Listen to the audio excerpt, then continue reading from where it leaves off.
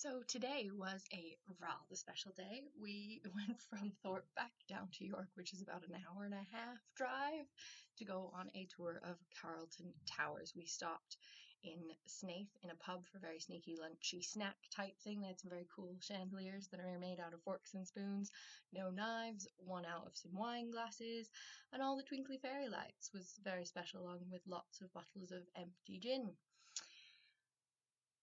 So the three of us had a fairly sensible lunch type item, and one of us had an espresso mandarin cake slice. But I'll let you guess who had that. There was also a wishing well in the floor, and gosh, it spooked me when I walked over and thought I was going to fall down into it. Anyways, it hasn't been emptied for about 2 years, and if you'd like to volunteer to go and empty it, the gentleman at Snaith would be forever grateful to you. Then off to Carlton Towers. What a sight to behold. Oh, before I say that, so there's the hiding from the wife board that comes just after this picture of the well. This is quite funny. Maybe I'll hide it from the boyfriend or the husband at some point in my life. Anyway, so It's a long way down, isn't it? absolute wonderful opportunity to get to see the inside of Carlton Towers, and there are lots of pictures for you to enjoy while I talk about the house.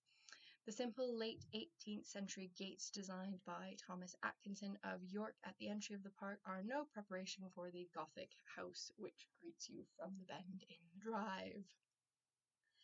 The Victorian exterior of Carlton is due to two men, Henry, the ninth Lord Beaumont, and his architect Edward Welby Pugin, son of the famous Augustus Welby Pugin, who helped design the Houses of Parliament.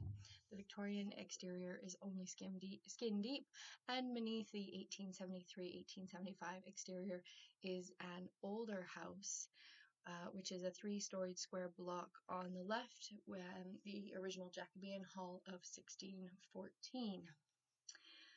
The long wing to the right was added circa 1777. It was originally the chapel and stables and was a simple brick structure in 1842. Miles Thomas, the eighth Lord Beaumont, converted this wing into part of the house, gothicizing the exterior of the chapel into a gallery of state rooms with new rooms behind. His son, the ninth Lord, decided to remodel the whole house when he inherited. Pugin refaced the house with cement to make it appear like stone, added the turrets, gargoyles, battlements, and coat of arms, which justified the change of name from Carlton Hall to Carlton Towers. The remodeling of the old house was only half the plan. However, Lord Beaumont and Edward Pugin had a bit of a hodgy-bodgy, as Edward Pugin spent more than was originally planned by Lord Beaumont, and the house was actually supposed to be twice its present size, with a proposed keep tower, chapel and great hall, but they were never built because obviously the money ran out. The ninth Lord Beaumont and Pugin quarrelled whilst Carlton was still being built, and a different architect was called on to design the interior. Yorkshire lad born Francis Bentley was one of the leading church architects of the late 19th century and is actually best known for his ecclesiastical work, particularly Westminster Cathedral. The rooms at Carlton are his only major country house commission that we know of. They are a complete contrast to Pugin's harsh exterior, both in their sensitive scholarly design and in quality of craftsmanship. There's absolutely oodles more I could talk about on Carlton Towers. We were given like a 5-page double-sided A4 document of notes that I could go through. Oh, this picture's interesting. It's the proposed extension that the ninth Lord Beaumont and Pugin were going to do, but the bit sticking off the front never came to fruition. David, our tour guide, really encouraged us to take pictures so that we could make sure it was seen by all of our friends, and it is quite a sight to behold, so I'll let you enjoy. I could go through more history of the family. It was very fascinating, genuinely very fascinating, but I don't want to bore you all to tears. Anyways, then it was off back to the manor house to take the traditional drone photo of the manor house, which you will see later on. There was some video.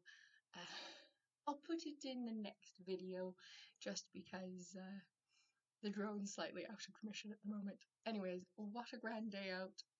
Do visit Carlton Towers. Absolutely fantastically delightful day. I'm just waiting for a picture to come up here. Come on, picture. No, it's not going to come out. At the end of one of these long galleries, David actually opened one of the big double oak doors for us, and it opens onto an unfinished wall, basically, and that wall is the very, very end of the house.